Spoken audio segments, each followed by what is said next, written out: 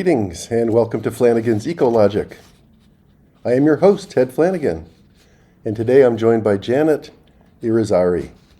She is a foodie. She's created my Mindful Kitchen method, and we're going to be talking about her experience with being a restaurateur, an entrepreneur, and an influencer in the food space. Hey Janet, welcome to the podcast. How are you today? I couldn't be better, and thank you so much for having me today. Oh, you're more than welcome. It's delightful to meet you. And where are you sitting as we speak? Are you in Gardner, New York? I am in Gardner, New York. Are you familiar with that area at all? Well, the Hudson Valley. My grandparents had a school in Millbrook for many years. Okay. And my kids went there, and we did a big solar project there. So I love that part of the world. Oh, and my husband's in solar, too, while you're talking about solar. But yeah, so I live outside of New Paltz, which is right by the Shawangunk Mountains. That's my front yard, and I'm sitting in my living room right now looking out onto my yard. It's a miserable, rainy, ugly day, but I love it.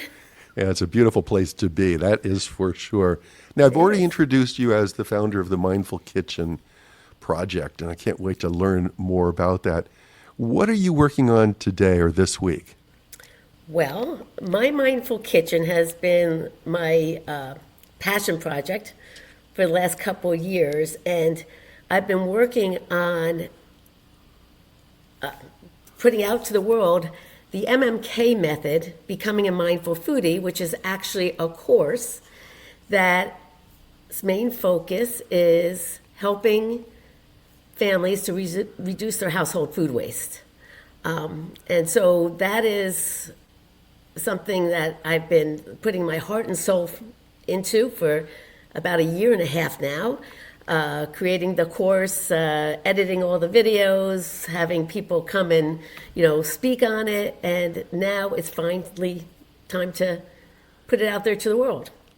So this will be an online course that anybody in the world can log on and be part of, right? So it's a very special course because, once again, when you're dealing with moms and families, you want to be mindful of their time constraints and the busy world they live in. So the course is actually a 10-week course that has 4 different modules.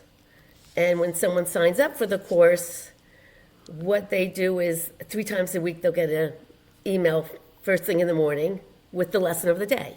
And the lesson of the day will take no more than 2 to 6 minutes to go through. And then there's activities to include the kids in, videos to watch, and all different resources to make it fun, entertaining, and a family affair, actually. And fascinating. And you mentioned that you have this drip format, which is the idea being that everybody is really busy, and therefore you can't expect people to take these blocks of time and devote blocks of time, and therefore you do it sort of gradually. Is that right? That's exactly it. We don't want anyone to be overwhelmed. And the fun thing about bringing mindfulness in the kitchen to reduce food waste, it's not about being perfect or being obligated. When you learn these little pieces a few times a week, it kind of naturally just kind of morphs into your being, and we start the course by talking about building awareness. And just because, once again, awareness is the key to making change. And that simple awareness just changes habits. And it's a lot of fun because I have a degree in instructional design and technology, so I know how to build a course and how to scaffold it. So it's a gradual transition, and in the way this course is also set up is you can always go back, but you can never go forward. There's a real emphasis on just being a very gradual change, though 10 weeks is a long but a short period of time, but it makes it so it's not I was going to call it the Food Waste Project or the Family Food Waste Challenge. I'm like, no one needs another project. No one needs another challenge. Let's do this mindfully and gradually.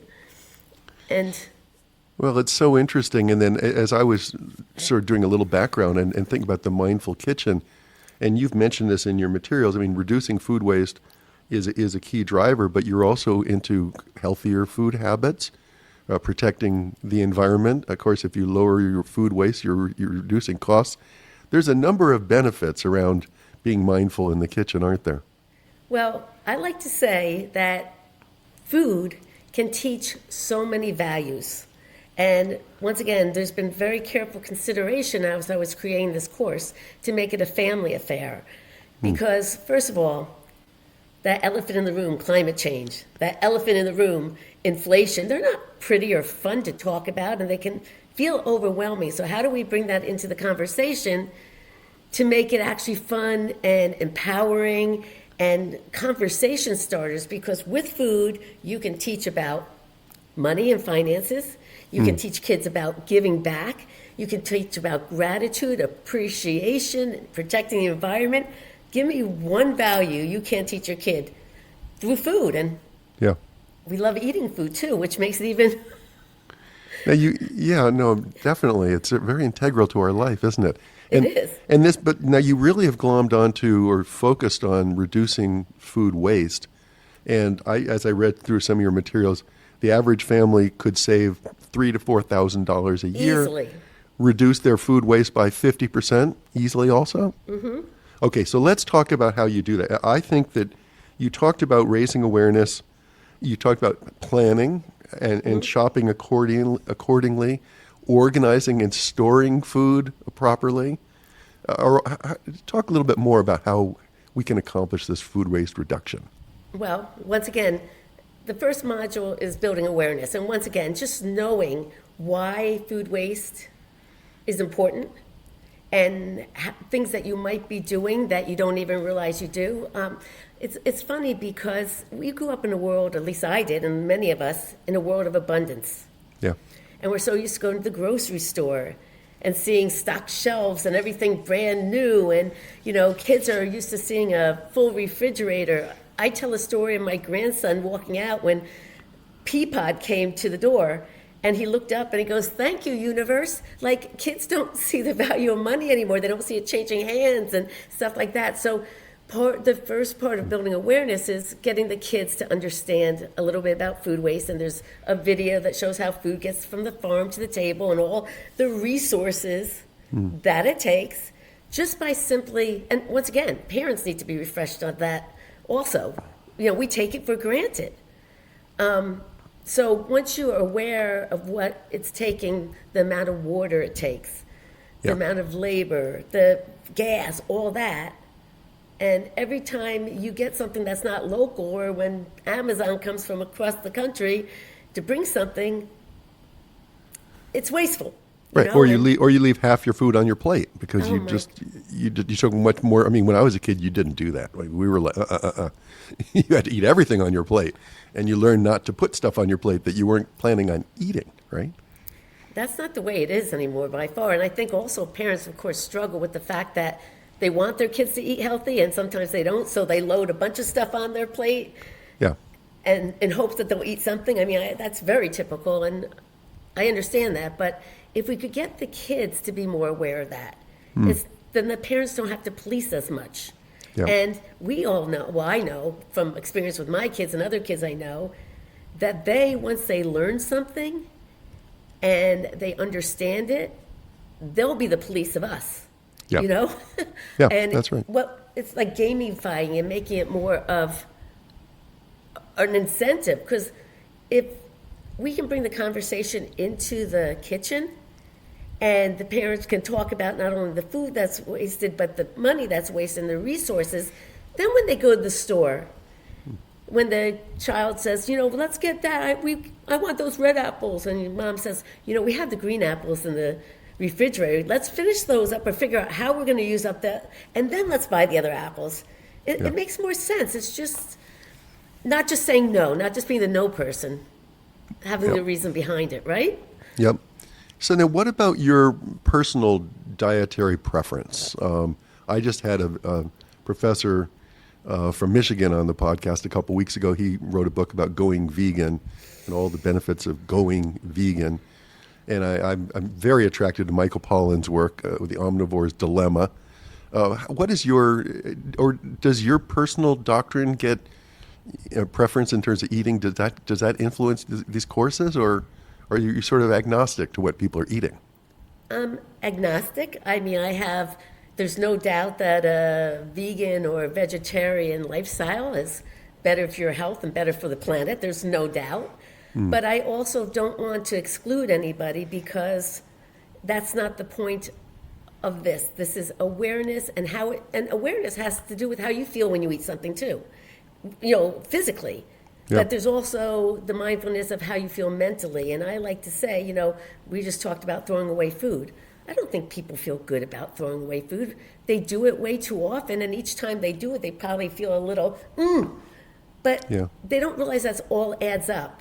And when they're more mindful with their food choices and how they buy, how they plan, and all that, they'll naturally start wasting less. And you know what? That's a little bit of stress that's taken away from them, and makes them feel a little better. And it's, so I don't tout to any particular diet, and that's not what this is about. It's not about mindful eating. It's not about, it's about mindful food choices. Very, very interesting. Does that make sense? It does. Now, how did this come about? Let's talk about your life. You grew up in that Hudson Valley area in New York. Went off to college, studied geology, which has got very little to do with food, I guess, that we're talking about. And you got your master's in education, which is, of course, that has directed your life in a big way. What were the influences that got you really focused on this food waste and food reduction opportunity? Well, first of all, my mom was a big influence on me just because she loved food. I mean, we'd go to a farm market and she'd pick up a tomato and I caressed it, and then she'd go home and make something. And oh my goodness, just watching her love for it made, everything taste good, and just and she also loved to have me in the kitchen and taught us how to cook. But appreciation for food, I think, was a big part. And then in second grade, my second grade teacher, Miss Shea, I just remember her telling us about the environment. And I've always loved to be outside, and I love clean air, clean water, and I couldn't imagine not having that. So in the back of me this whole time, I've always been thinking, we got to do something. We can't take advantage. And through all of my years, I was in the restaurant business for many, many years, in the food business. And then when I got out of the restaurant business, I started to work for some nonprofits as volunteer to help fight food insecurity. And I think that's when it all came around to me that we weren't living the most sustainable lifestyle. And there was a lot of food being wasted when many people are going hungry.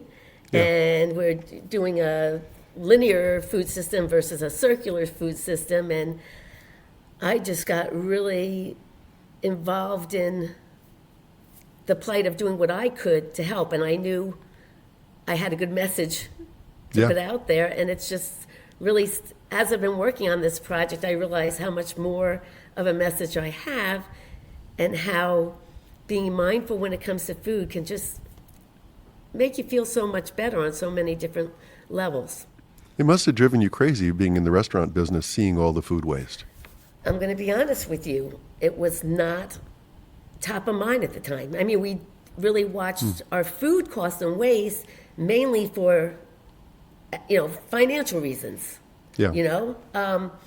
But I'm embarrassed when I think about it, and that's why also my Mindful Kitchen is not about feeling obligated or being perfect. It's having an awareness and wanting to do the right things. Once again, we're all really slow at the gate right now to solve this problem of climate change, and how food waste, for anyone who's listening who might not realize it, but food waste, when it sits in the landfill, lets off methane gas, and it's a major contributor to climate change.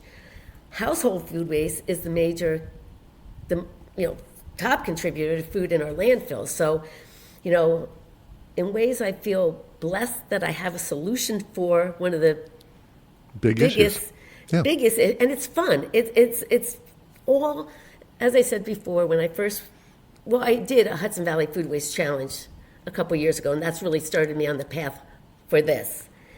And once again, the word challenge, no one wants a challenge.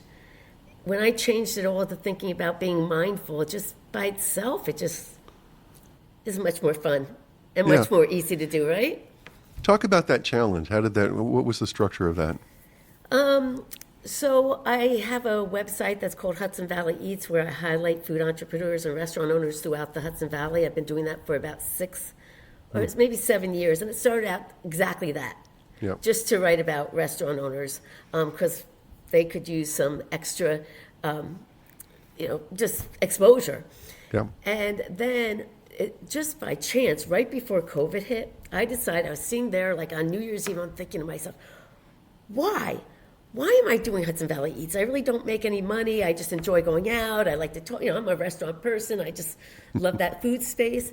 And all of a sudden it dawned on me that I could use the platform to make sure everyone could eat in the Hudson Valley, and that I would change the focus of Hudson Valley Eats to talk about sustainable practices and getting people more in tune with the food system and how sacred it is.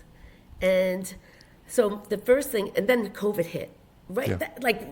And so I landed up focusing on food insecurity, and I started doing an initiative called Cooking for a Cause, where we got 6 Hudson Valley chefs, one a week in different counties of the Hudson Valley, and we would raise money for a non-for-profit, like Feeding Westchester in Westchester. We would do an online Zoom cooking course, and people would pay for that, and that money would all go to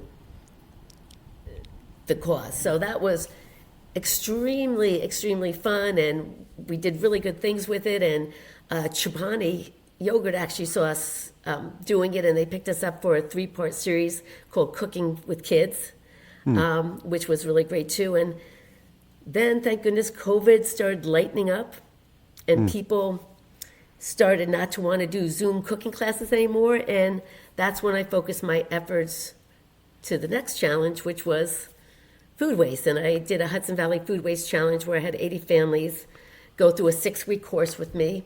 We did it through emails and through Facebook and texting and all that. And exactly pretty much what my Mindful Kitchen, or the MMK method, is today, because I saw how just awareness and little changes can make such a big difference, and have those aha moments. I have a question for you. There's a restaurant, one of my favorite, oh, no, this is a softball question, don't worry. But, one of my favorite restaurants is out in Aspen, where I have a house in Colorado, Mexican restaurant, just always had these oversized plates. And just nobody could eat. I mean, very few people would eat everything. Just huge amounts of beans and rice, and the food waste was excessive, I thought. And do you know any restaurants that just offer seconds for people that finish their normal size portion? I mean, wouldn't a restaurant just saying you can have as much as you want, but then they serve you a normal portion, seems like it would be such a logical thing to do? Yeah, it's logical, but not. And when you talk about operations in a restaurant and finances and stuff like that, it's not easily done. And even, there's just so many different moving parts to it. And, for the few people who might be happy to see that, others would not be. And, I don't know about you, and I just talked about the world of abundance. How many of your friends go out because a place has big portions? Oh, we gotta go get that breakfast. You won't believe how big it is, and it's only $12.95. And you're like, I think the same way you do. I'd rather get a half a sandwich than a whole sandwich for places. It's tough enough to make it in the restaurant business, and then it just seems like all that. I mean, using that restaurant as an example, I mean, there must have been, I would say, at least a quarter of all the food served was wasted, and it just seemed. And that's what you see in the front of the house. You don't even know what's being wasted in the back of the house, right? Right. And look at buffets. Oh, my goodness. Yeah. So that's a very, very good point, and a very, something that, once again, after I finish with the households and get the consumers all on board reducing their food waste, it's on to the restaurants. Onto the restaurant.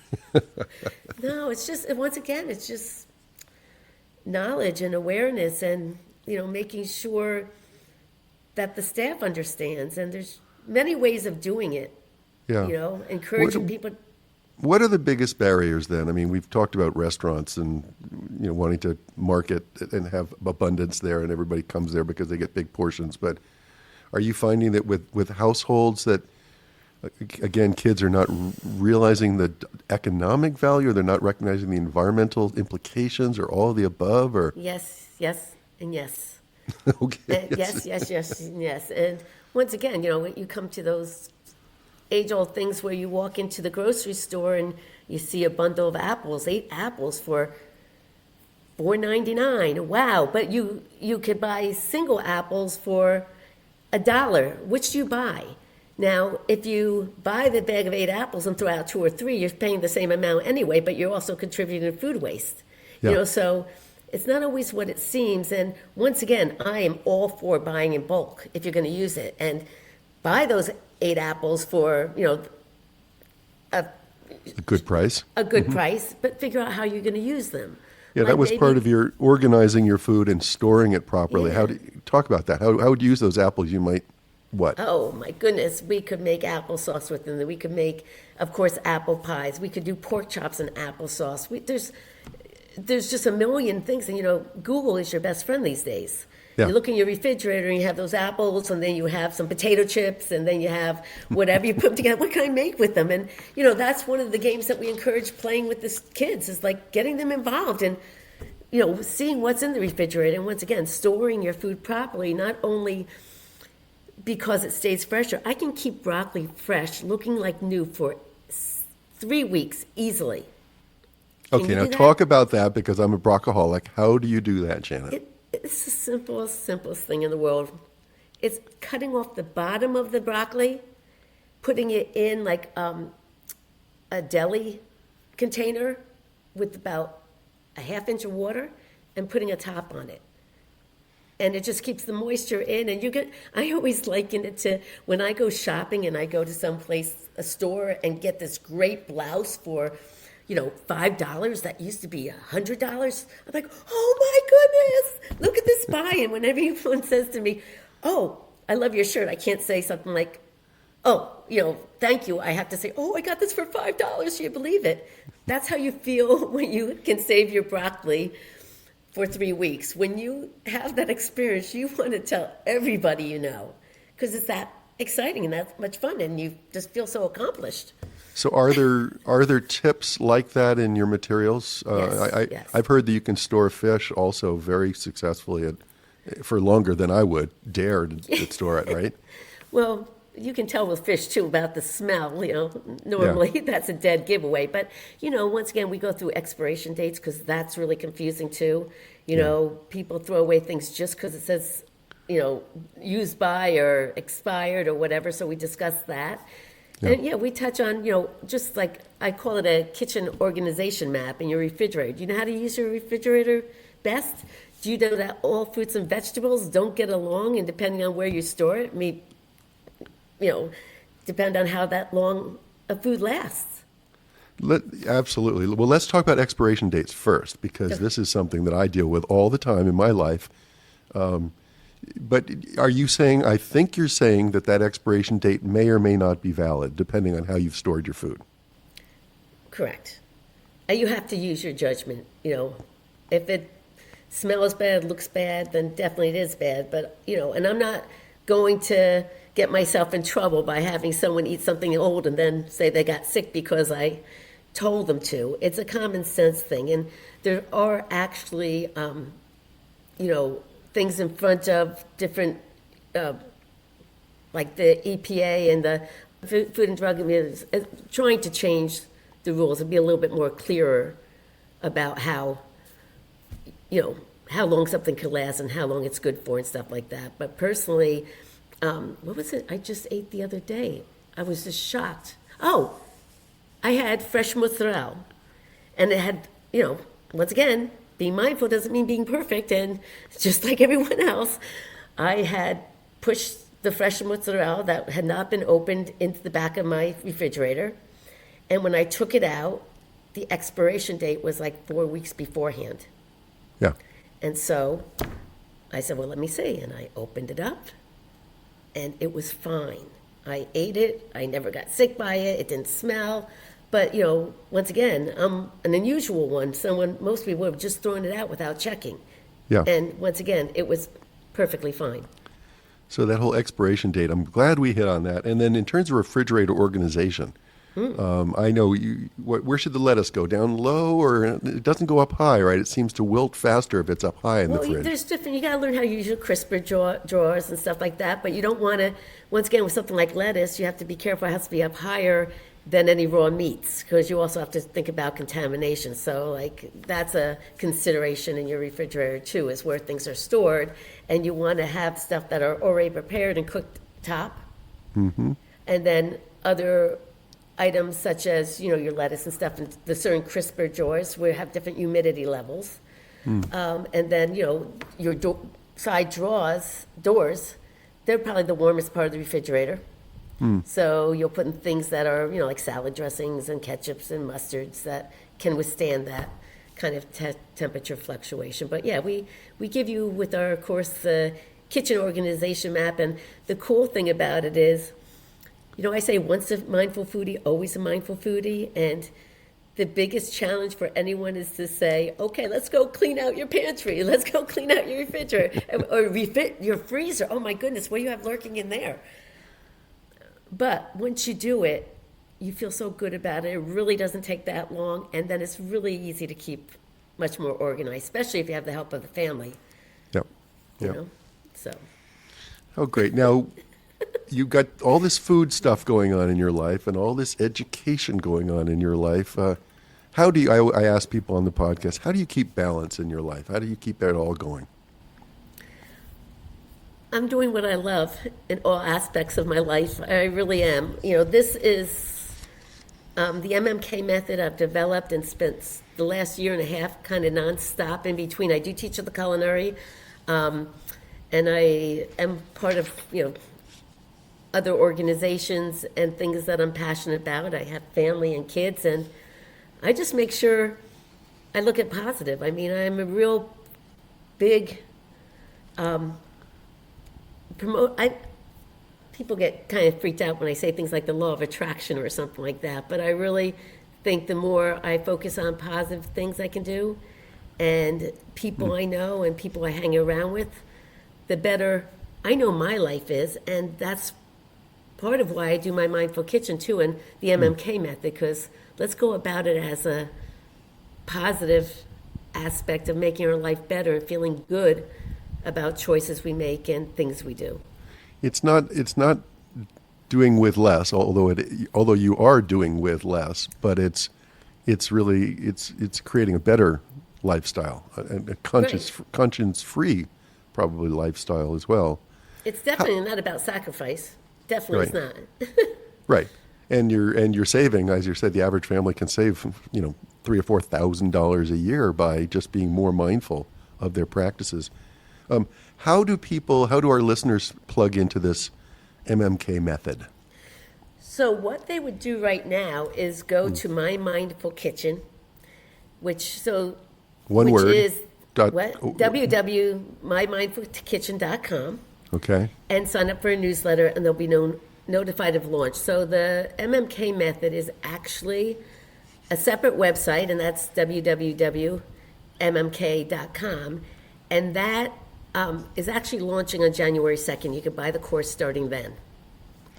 So there's a charge for the course. Oh, yes. It's really, wow. I'm scared to even tell you about it. I don't know. Let's see. You could save $4,000 a year. And you know what? To start this off with, we're going to charge $27 for the course. Is that what it is? For lifetime access. Oh, my God. Our Facebook group. And, I just want I want people to get involved. I want people to see how easy it is. I mean, this is much bigger than I am. And, my goal is for 2025 is to make it the year of the mindful foodie. Yeah. Well, count me in. I'm going to sign up. Okay. That sounds like a heck of a return.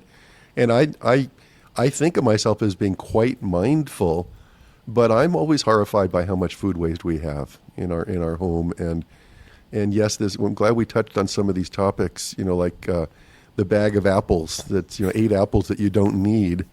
that are so discounted that you can't pass it by, right?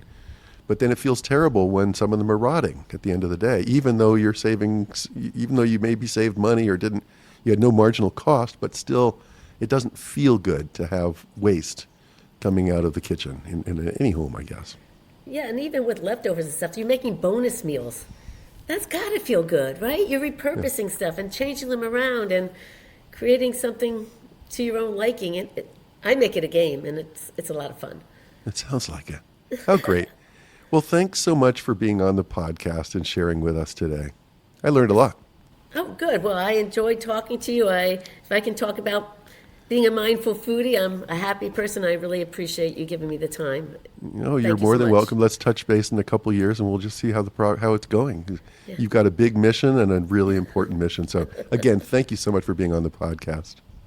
Thanks, Ted. That's it. Thanks for listening to Flanigan's Ecologic. We'll see you next time.